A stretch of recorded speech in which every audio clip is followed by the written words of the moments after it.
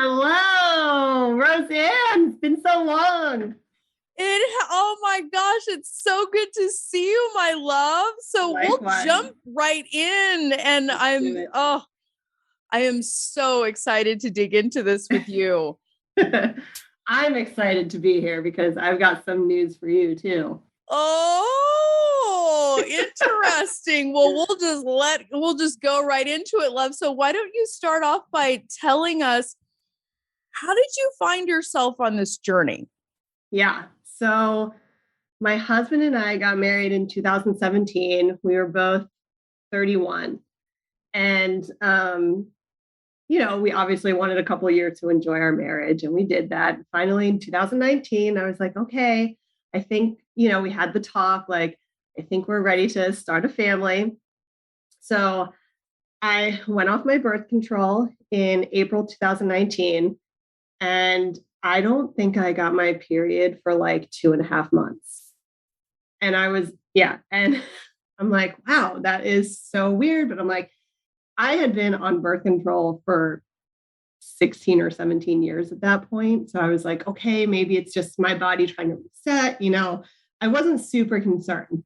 But then my next period was about 70 days after that. And it was like, and so I started tracking it, and the days got shorter in between, but they were still like, we're still talking like 2 months in between. And so, between April 2019 and December 2019, I probably had like 3 or 4 periods. And I was like, okay, this is clearly something is going on. So I had my yearly exam coming up. I went to that in January, told them what was going on. And so they did some blood work, and the test came back, and she goes, I think you might have PCOS. And I was like, well, fabulous. Like, what do I do now? Like, what? Yeah. Like, I don't typically fit the mold for what, the typical PCOS woman has. So it came out of left field for me. So we tried some rounds of Clomid, and all that did was just mess with my emotions. Clearly it didn't work. So we tried 3 rounds of that, and I was like, okay, I give up. My OB was not super helpful in the PCOS field. So they didn't really recommend me to go anywhere or do anything further. So now we're into the pandemic, we're into 2020. And I find a friend of mine who actually works with women specifically who have PCOS and endometriosis. So I reach out to her. I get put on a bunch of different medications. I get put on metformin. I get put on a thyroid medication. I get put on progesterone in hopes that this cocktail of medications will somehow reset my hormones and give me a baby. Yeah. So I do that, and, still nothing's working. In the meantime, throughout all of this, I find your podcast. I think I found you on Facebook somewhere. I think I found like your ad somewhere. And I was like, okay, let me listen to what this woman has to say. And I was immediately hooked because you speak my language. Like, like a lot of 4-letter words. Yes, like you curse like a sailor, and I absolutely am here for that. So I was like, okay, I like immediately connected with you. And after a while, I was like, I need to reach out. I need to see what this program is about. And I need to see if this will help me, because at this point now, it's been like a full year since, I had gone off birth control, and all of these crazy things are happening. And I am in the pit of victim mode.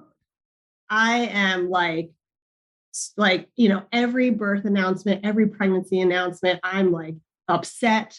I am like, why isn't this me?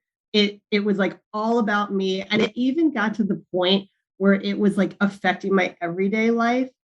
Somebody would go on vacation, and I would be like, well, why didn't we go? I'm like, I don't even want to go where they're going. Like, Yeah. Why am I playing the victim? So I knew I was in a bad headspace at this point. And so I reached out to you and I started your program, which is like the best thing I could have done at this point, because, I started your program in October 2020. And I was like, this will take me to the end of the year. And it was a good point for, like, I told my husband, I was like, we need to like take a break from trying. I need to get in the right headspace, and just like reset my mental capacity. And then we start again in 2021. And so then like I did your program and I just felt like this this whole new woman. And I fast forward a few months. I ended up going to a fertility clinic. We tried letrozole, so we tried a natural cycle. It worked in the aspect that I ovulated on it, but didn't produce a baby. So I was like, clearly I can ovulate and I can produce a lot of eggs. But I was like, something else isn't matching up. So then we got into IVF. And at this point, I was like very iffy about IVF because I really thought that I could do this on my own. I could do this naturally. Like this can happen for us. And it was one of your podcasts. It was another interview you did with a woman who said that her first round of IVF failed, but she wasn't in the right headspace. And she didn't fully accept the help that she needed for IVF. Mm-hmm. And it was like the perfect timing that I heard this, because I was just on the brink of deciding, like, do I want to actually go this route? And I heard it and I was like, this is what I needed to hear. Yeah. Everything happens for a reason. I needed to hear it. And I was like, okay, we're going to do it. We're going to do it. And it worked. So I surrendered to what needed to happen, and it worked. It sure did.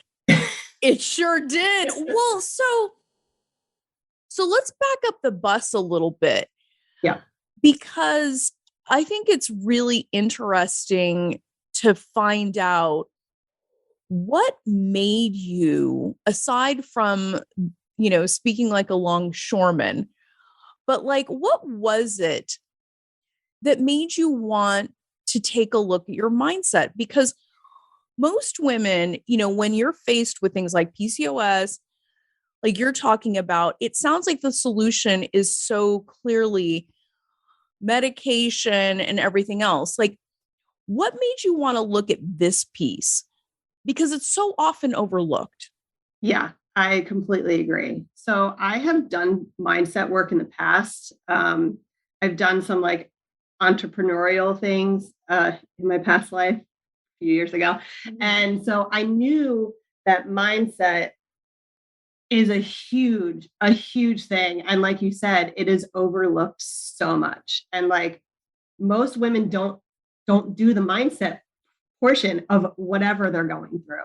And I think it's so important because like you attract what you put out there. And if your mindset, if you're not in the right headspace, then you're going to attract everything that you don't want. You're going to, if I say to myself, like, I can't get pregnant naturally, like everybody else can do it but me, I'm going to attract that. And then I'm going to validate those feelings that I have. And right. I didn't want that. Like the end goal was to have a baby. So I was like, and, I've learned to recognize when I'm in a bad headspace, like when I sat back and realized like, I am playing the victim, not only in like the pregnancy part of my life, but in like every part of my life right now. I'm like, I need to get the fuck out of this headspace. Yeah. And sometimes like you can't do it on your own. Like sometimes, at least I can sit here and say, I recognize it, but I needed help to get out and I didn't know how. Yeah. And I give you so much credit, woman, not just because you're a badass, but it takes a lot of grit and a lot of self-awareness to admit that you're in victimhood, because a lot of people don't even want to don't even want to look at their role in the bullshit that they create in their lives. Right. They don't want to look at that. So talk to me about like, what was that like for you? Because you knew, having listened to the podcast before doing this program, you knew that victimhood would not be tolerated. Absolutely not. Not tolerated. But I knew like I needed the accountability to stay out of it, because it's not something that's curable. It's not something that's like, it's done. Like, I'm not a victim anymore. Even though I felt like that, honestly, like the first coaching call that I was on, I asked you, I was like, I'm in a victimhood mindset. Like, how do I get out? And I felt like it literally a light switch went off and I was like out of it. But it's not like it just goes away. Like, those feelings come back sometimes, Yeah. Oh, but for you have sure. but you have to realize, like, you have to be able to recognize it and then release it. Right. Right. And it's interesting because I also think you were really, you really were onto something when you talked about recognizing that the way you were thinking, what you were believing also had an impact on how you were behaving, because you were talking about how this was affecting the rest of your life. Because, people love to think, oh, well, I can compartmentalize, the fertility journey and I can try to be like Batman in every other aspect of my life. Right. Wishful thinking. Yeah. Yeah. So, and I think it's such a powerful thing to recognize. So, I mean, even you articulating that, I think is going to cause a lot of light bulbs to go off, because, and I think it's also important to point out here that even in the way you're talking about victimhood, it's not criticism. It's just more self-awareness. Yes. Because like we all have moments. Absolutely. Yeah. So absolutely. So this IVF worked.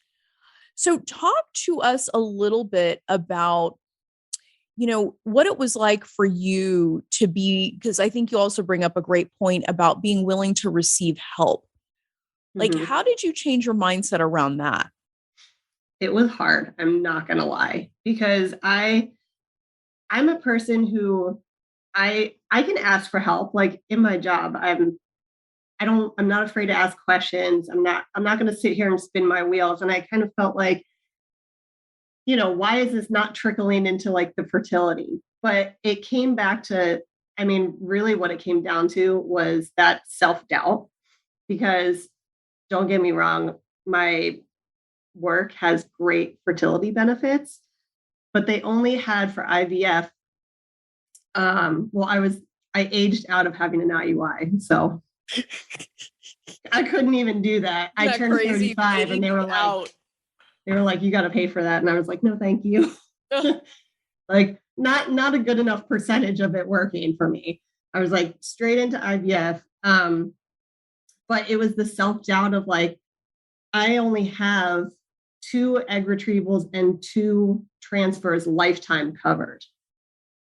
And it was like, I'm going to spend all this money. And what if the first one doesn't work? Then what if the second one doesn't work? Or like, what if the egg retrieval goes well, but like the first transfer doesn't work? Because we often hear so many times that the first transfer doesn't work for whatever reason. And then I only have 1 more. And like, I want to have more than 1 kid. And then I'm going to be real out of pocket. And it was just like this spiral, before like even anything happened. But it was more so like, where am I going to find the money to do this? What if this happens? What if that happens? And you go down this huge what if rabbit hole, and I really had to take a step back. And like, honestly, once I heard that interview that you had with that one woman, I was like, I think that's when the light bulb went off. And I was just like, I got to let go and like accept that this is where I am in the process. This is not the end all be all, but it's the next step that we're willing to take. And I was just like, fuck it, we just got to do it. Yeah. Well, and I think I love that you're being so transparent about that. And I want to talk to you about, I want you to share a little bit about your thought process, because it's one thing to go into all the what ifs, because we start, oh, what if this doesn't work? Or, I have to spend money out of pocket. Well, it's your fucking dream. What Right. else are you going to spend money on and invest in? Right. Right. So how did you move out of that lack and scarcity thinking? Because that is classic lack and scarcity. 100%. I mean, here's the thing. I had the money to do it. And I was like, it's just one of those, it's the self-doubt that's like, it's just the what ifs that, we're like cycling. But at some point you just got to be like, okay, like we got to take the what ifs out, because what if it works? What if it works the first time? What if you don't have to do this again? Like there are some good what ifs in there.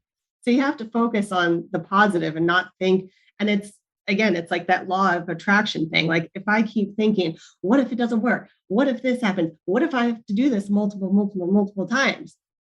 And I attract that. I'm like, here I am, 100 grand in debt, like trying to get this baby. Like, so it really, like, I had to really take a step back and be like, okay, Jaime, calm the fuck down.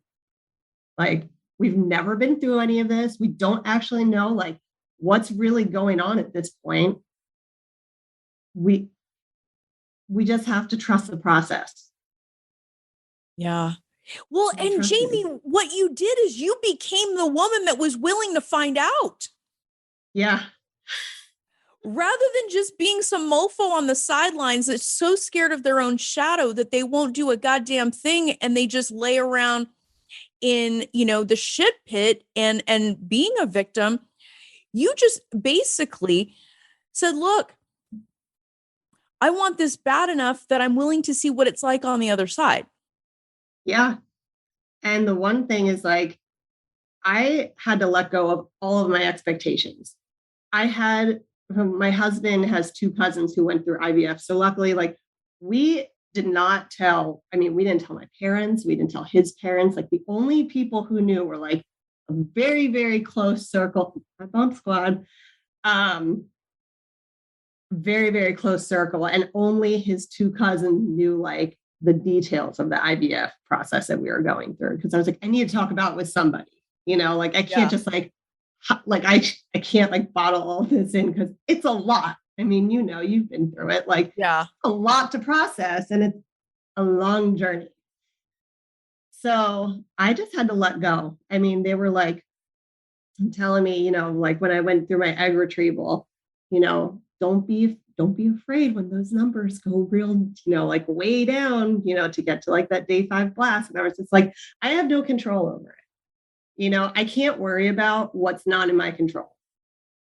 And that's like a big thing that I had to accept during this process. Like, there is a lot that is controlled with IVF, but you can't control how many eggs they retrieve. You can't control how many make it to day 5. You can't control if that embryo sticks when you have the transfer. Like, I was like, I'm not going to worry about all this. Like, it's not worth my time sitting here and going, what if it doesn't work and I get that call? And like, it's just like, no, like, I'm not going to stress myself out over it. Like, I did what I did.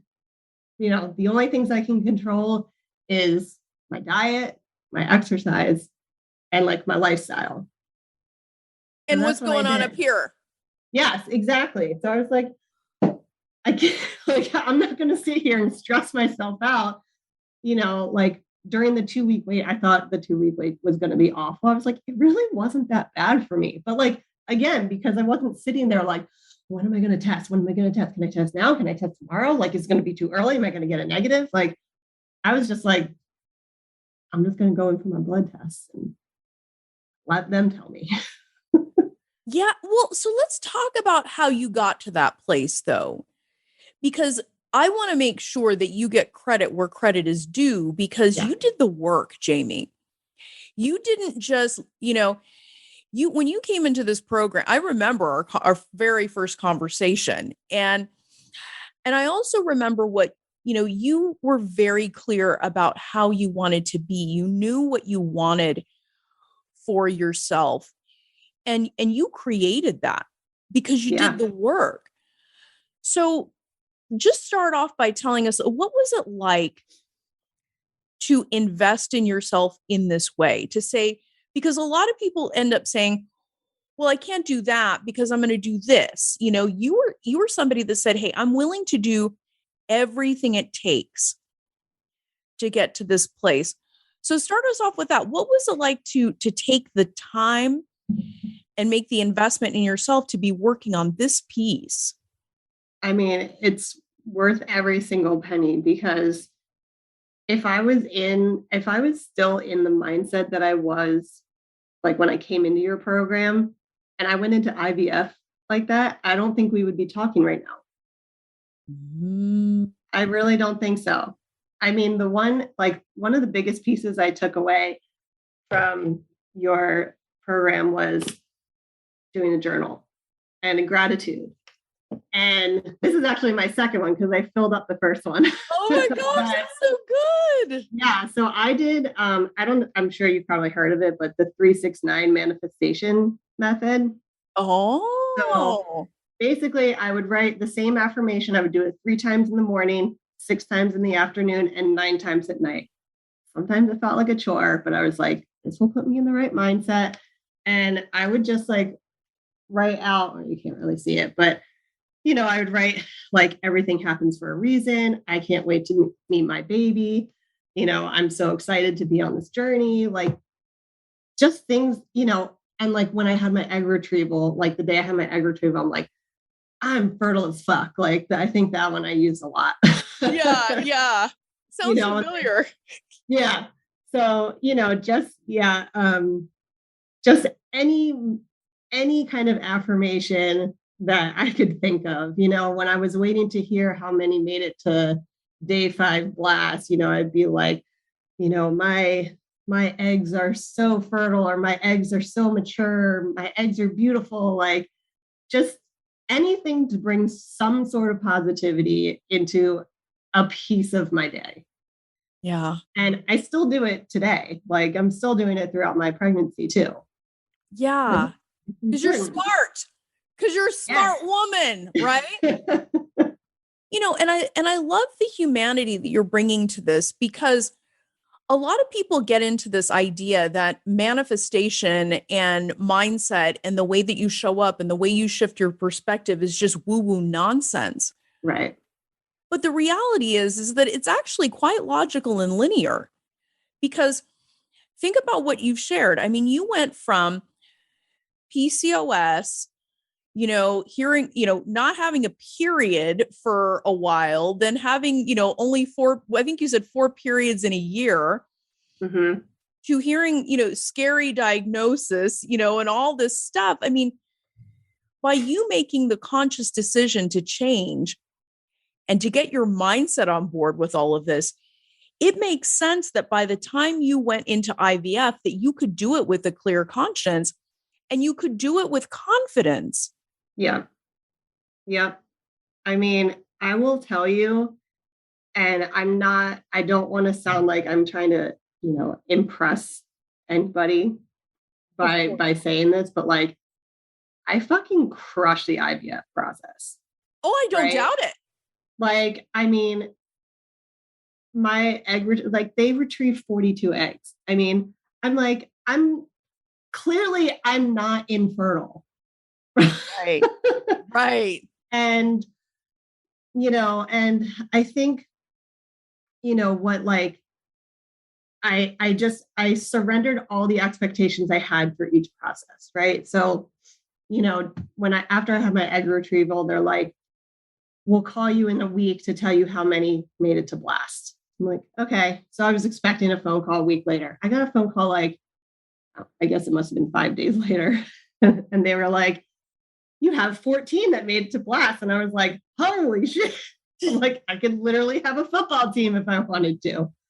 And I'm like, but I wasn't expecting the phone call. So I wasn't like, I didn't have any nerves when I, see my fertility clinic call. And then, so, then the next step was testing them. And I was like, okay, test a bunch of them, test whatever. And they're like, okay, that typically takes 2 weeks. I'm like, no problem. Like, again, I'm not going to sit here and worry about it. Like, there's nothing I can do about them. They're testing 10. So hopefully, like, a few are normal. And again, that day, okay, so that day, I will tell you because there's a story behind it. So I'm sitting in my office right here. My windows are open, and I hear this cardinal that has been around me like this whole process. And I'm sure cardinals appear when angels are near. So my great grandmother has been somebody who has been sending me signs throughout this whole process. And so I hear the cardinal. I look out and I see a female cardinal with it. And I was like, never seen the female one. I've only seen the male one. And literally after I see them, 30 minutes later, I get a phone call from my clinic and they're like, all of your eggs are perfectly normal. Wow. Yeah. So I know that's going to sound a little bit crazy to some people listening to this, but I am a big believer of signs and looking for signs and being open to seeing them. And so my great grandmother sends me feathers. Roseanne, I can't tell you how many feathers I have seen throughout this whole process. I can't tell you how many times I see 1111. Now it's like, almost daily at this, like going through this whole process, I was seeing 1111 everywhere. Feathers everywhere. I think I told you even during when I was doing the program, I came downstairs into my kitchen one day when I was feeling extra like sad or emotional or whatever. And there was a giant bird feather in my kitchen. I don't have birds. I don't own birds. I think I remember you saying something about that. Yeah. Well, but see, Jaime, like, here's the thing. Like, the thing I love about what you're sharing is you are an otherwise rational, logical, and linear person. And what you opened yourself up to was possibility. And understanding that this journey is not just about numbers and statistics. It's so much bigger than that. And you opened up, the side of yourself that was willing to see the signs everywhere, because you know what? The only reason why people don't see signs is they're not willing to see them. Right. Yeah. You have to be willing to see them. Because they're fucking everywhere. And, and it's funny because just like, I love that you fucking love you. I can't, I just love that we can have this candid conversation about that reality, because, people think they're not intuitive. People think that they don't have connection to something higher, but the whispers and sometimes the shoves that we get on this journey. Yes. If your eyes are fucking open, you've been being told for so long something good was coming for you. You just weren't willing to see it. Yes. And actually that reminds me of, so in between, so after I had like my egg retrieval, and you're gonna love this. So I go in middle of September, and I'm getting lining checks at this point to set up my transfer. And I remember going in on a Monday morning, and I have been hopped up on like the highest doses of all the medications to get my lining to the perfect point, right? Which for the fertility clinic is like 7.5 and above. And I'm at a 6. And my window is getting smaller for this transfer. And my doctor is like stoic at this point. I can't read his emotions. And he's like, you really haven't gone past, your lining has really not gone past 6 throughout this whole journey, and you've been on the highest doses of everything. He's like, we could just go for it, or we could, wait another month and try something else. And I went back into spiral mode for like a hot second. I go home and I'm just like, oh my God. Okay. what if I go through with the transfer and it doesn't work and I only have one more transfer covered? And like, here goes the same stories over and over again. So luckily I caught myself. I texted my husband's cousin and I was like, I'm spiraling, please help me. And so I got on the phone with her and she was like, did they give you any reason why 6 millimeters was not going to work? And I was like, no. And she goes, sometimes you just got to let go and let God. And I was just like, she's like, you could wait another month and be having the same conversation. And I was like, you know what, you're right. And I took what my doctor said and like, he said, I hadn't gone past 6 throughout the whole process. So like, what, like maybe this is where my body's just going to be at. So in the meantime, I get an email. I get like daily tarot cards sent to my email just, for fun. And that morning I had gotten one that said, like, you're going to like make the right decisions today, or like, you're going to have some hard decisions to make, but you're going to make the right ones. And I was like, wow, that's really interesting. Then like 5 minutes later, I also get like motivational quotes sent to my phone. So a notification pops up. It is a 1-word motivational quote and it says begin. And I was like, it's a fucking sign. Like if the sign of all signs, I was like, I just got to do it. You just got to do it.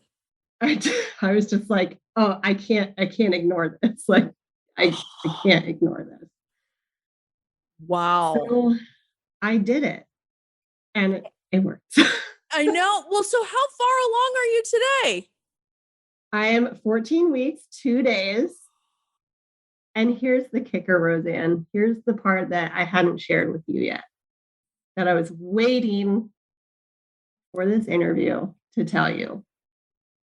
And that IVF worked so well that embryo split into 2 and I'm having twins. Oh my God! You're having twins! This is like you are a rock star. This is like every woman's dream. It was, let me tell you, because I don't know if you know the statistics on this, but so there is literally a 2% chance of a day 5 embryo splitting into twins. And what my doctor told me is that when an embryo splits, it typically happens between day 1 and day 3. It happens very early. He's like, we don't know the phenomenon or the data behind this happening, but there's a 2% chance. So I'm in the 2 percentile of having IVF identical twins. I'm telling you, woman, God Universe Source is good all the time, and is smiling upon you. Wow. Right. Oh my gosh, my heart is beating so fast. I'm like, oh, Jaime has been like dying. I was like, I cannot wait to tell Roseanne and drop this bomb on her. Oh my gosh. I just, Jaime, this is such a powerful story to be sharing. So let's talk about, let's start digging into what you would want women to know, because it can get so dark and so bleak on this journey. And it can seem like the things that you and I are talking about are just woo-woo fluff, that none of this matters, that science is going to save me, that I can't trust myself. I can't trust my body, because look at where the hell you did this fast, woman. You did this fast. You started October 2020. Mm-hmm. It is December 2021. And so you went from, is this ever going to happen to me, to being pregnant with fucking twins. Yeah. That you had a 2% chance of having. Yeah. In less than a year. Yeah. So what would you want these women listening to know? Mindset is everything. If you even if any woman is listening to this and you have resonated with any kind of dark feelings that I have shared on this journey, if you've ever felt like a victim, if you have ever seen those pregnancy announcements and gone off and bawled your eyes out or needed, blocking people is totally fine. I'm completely for that. But if it's affecting you to the point where it's like affecting you on a daily basis, like just go into Roseanne's program. That's it. Like she will kick the shit right out of you. And I will say this. At first, when I found out it was like a group call, I was a little apprehensive because I was like, well, like, I don't know these women. Like I'm barely okay with my journey right now, because I was like in a broken state at that point. But I absolutely loved it because I learned all these nuggets along the way because everybody's on a different point on their journey during that program and in different weeks of the program, and like picking up nuggets from everybody, or like finding somebody you super relate to and you're like, oh my God, I'm not the only one going through that. Or like, it's so eye-opening. And, and infertility is just something that is not talked about enough. And I can't tell you, like, before I joined your program, like I didn't talk about it with anybody and it was internalizing. And there I was, like being a victim in every aspect of my life. And I was just like, what in the fuck? Like, I can't be like this anymore. Like, I didn't like who I was. I didn't like feeling like that on a daily basis. I was like, I need to get out of this funk. And we can all do it. Yeah. It's just training your mind. Yeah. And but what was it in you that said, I am going to get out of it? Because plenty of people talk a whole lot of shit about wanting to change a whole lot of shit, but they don't do shit. Right. So what do you think was the catalyst within you? Because there had to have been something in you that knew that was something more was possible. I think like there was just so many unanswered questions. Like I had, found out I had PCOS, but like, was I really not ovulating during that? Like I wasn't even sure. Like I was doing all like the LH testing and like my LH would surge, but like, of course that doesn't necessarily mean you're ovulating. So I was like, oh, there were just so many unanswered questions. And I was like, well, if I can control anything, I can control my mindset. And if I'm in a better headspace, then I'm going to go into whatever needs to happen next in a better mind space. Yeah. And like I said, like if I went into the IVF, like my first IVF round, like I'm so fortunate that it worked on the first one. Like I know that is not the case for everybody. But like if I had gone in with a negative mindset and being like, this is probably not going to work for me, or like still being the victim of my own life, I mean, I would probably be on my second round of whatever right now. Wow. I really honestly don't think I would be here. Wow.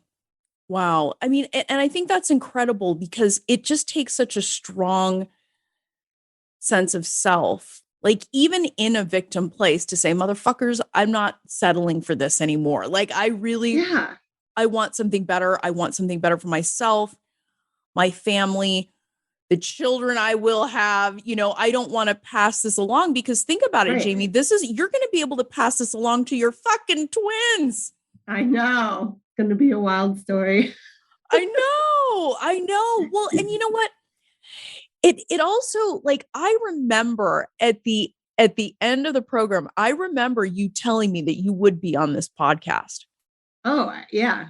I told you, I was like, I'm going to be on your podcast. And I remember like the next time I emailed you, because I bought my car last year. I bought my bigger car. Yes. See, you were preparing.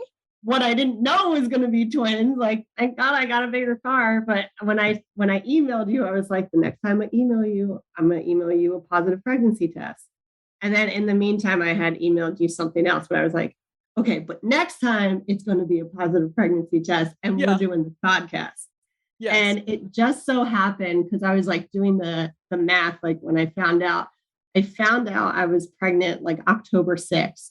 And I think I started your program like the middle of October. So like, I just made that cut. I was just like, it happened in the year. Like, I was so excited. I was just like, yes. Well, but see, that's the power. I mean, and I love that you raised that, because I think that's an important thing, because you made a promise to yourself, Jaime, that you were going to change. You were going to be different. You know, you always hear me say, you know, if you're intending to be pregnant in the next 12 months, join us. And that's exactly what you did. I mean, this is not unusual. When a woman makes a decision, she's going to be, you know, one, you said you were going to be on the podcast. You fucking did it. Two, you said you were, you know, I'm going to do this. You know, I'm intending to get pregnant in the next 12 months. And that's exactly what you did. I fucking did that shit. Wow. So what's the biggest thing that you learned about you in this? Ooh, I mean, it takes a lot of self-awareness to go through this. It takes a lot of, like, you really just have to let go of your expectations through the whole thing. And it made me realize that, like, I just needed a little bit of help. I needed the science, right? But I mean, and it wasn't a bad thing. Like, I always thought like IVF was like, I won't need to get there. I don't, you know, like, I don't need it. I don't need it. Like, pushing it off, you know? And as soon as I surrendered, and I was just like, we got to go. Like, we got to do it. We got to do it, because I'm only getting older, and not that that's a bad thing. You know, I'm 35. I'm going to have these kids when I'm 36. But now I'm going to have 2 kids by the time I'm 36. So like, I just think it's brilliant. But you're also living proof of, you always hear me say, mindset elevates medicine. Oh yeah. You gave yourself an opportunity to cover all of your bases, Jaime. You know, and that says a lot about you. It says a lot about what's in your heart, that you weren't going to cut corners. You weren't going to skimp. You weren't going to, you know, take a shortcut. You really wanted something different for yourself. And that's exactly what you created. Yeah. And, you know, I think it took me a while to get there, but like I said, I'm able to recognize when I need a next step. And, you know, when I got this diagnosis of PCOS in January 2020, tried a couple Clomid rounds that didn't work. I'm like, okay, what's the next step? Then I found my friend who works with women with PCOS and endometriosis, get on these medicines. I'm like, okay, my cycle is more normal. I was having like 35-day cycles, which in my mind was like fantastic, because I hadn't had a 35-day cycle in a year. And it was like consistently 35 days. So I was like, okay, it's not perfect, but like, we're much better. We're at a better point, but it's still not working. What do I need next? Yeah. And I was like, the thing I'm missing right now is the mindset. And so that's why, you know, I remember like having that initial interview with you, and you're like, here's the cost. You're in, you know, you're a hell yes, or you're a hell no right now. And I was just like, fuck it, we got to do it. Like, I feel like that's been my motto through the whole thing. It's just like, fuck it, we got to do it. Yeah, well, but see, that's the thing. I mean, that's another thing that I want to give you a lot of credit for, is you made a fucking decision. Because we as women, one of the most horrific things we do to ourselves is we fucking spin.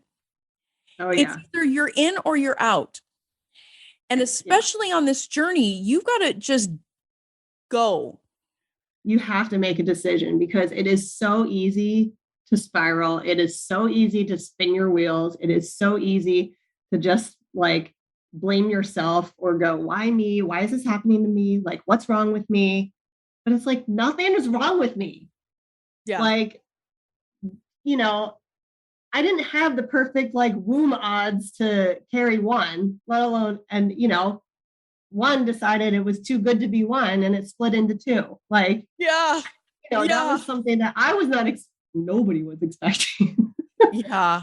But I think that's brilliant. Yeah.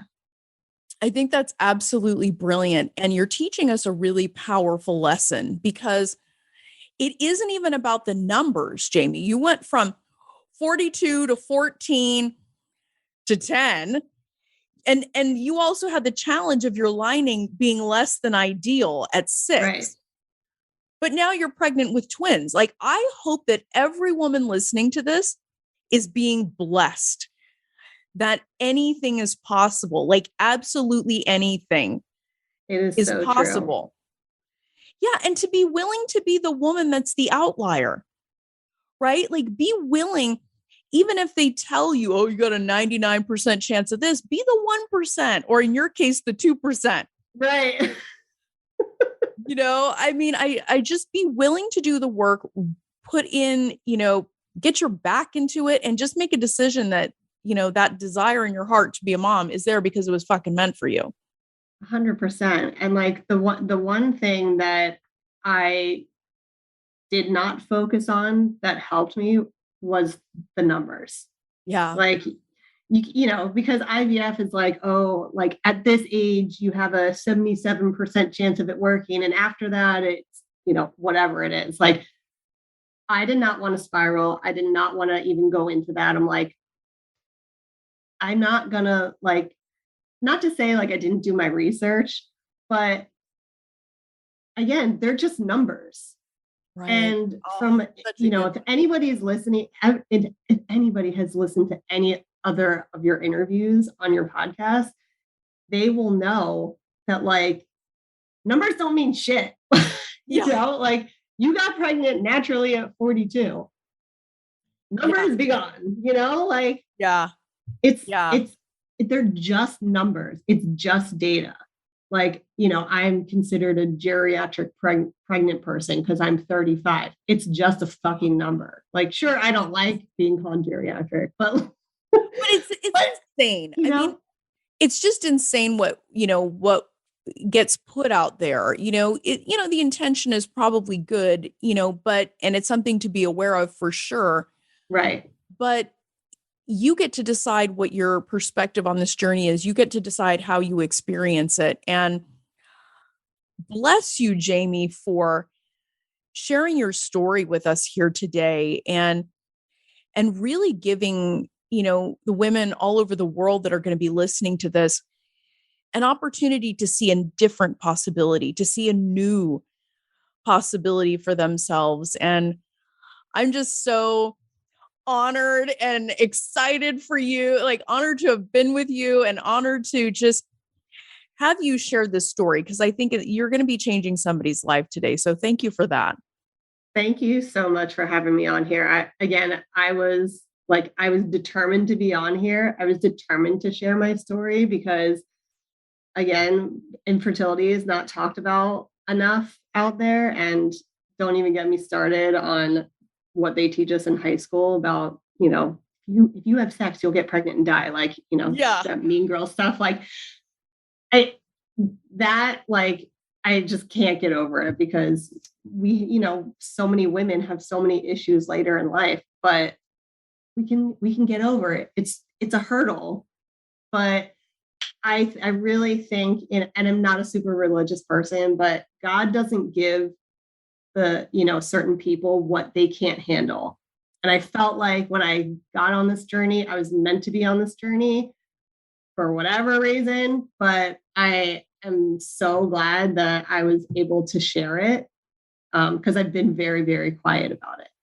Yeah. So I'm glad that you allowed me to be on here and share my story. And you best believe I'm going to be sending this out to people because I don't want to explain it a billion times. Yeah. Well, I'm just like, I am so delighted that you have this double blessing because you did the work. you put yourself out there. You refuse to be a victim. You refuse to stay in that victim state. You overcame your saboteurs and you decided to be the woman that saw what it was like on the other side. So thank you so much for being with us, Jaime, and keep sending me those pictures. I can't wait to see those twins. I will. Oh my God. I will. You best believe it. The next emails you get, they will be pictures. Oh my gosh. I can't freaking wait. So thank you again, my love. Thank you for the generosity, and just know that you're making women all over the world smile right now. So thank you for that. Thank you, Roseanne. I just love you so much. And I will obviously continue to listen to your podcast because I think it's genius and so much gold in there. Oh, well, I love you too, woman. So, and I just know that there's going to be big stuff coming your way. So keep going. Keep going. That's right. We're going to keep going. Yeah. All right, love. Well, take care. And thank you again so much. All right. You too. Love this episode of the Fearlessly Fertile podcast? Subscribe now and leave an awesome review. Remember, the desire in your heart to be a mom is there because it was meant for you. When it comes to your dreams, keep saying hell yes.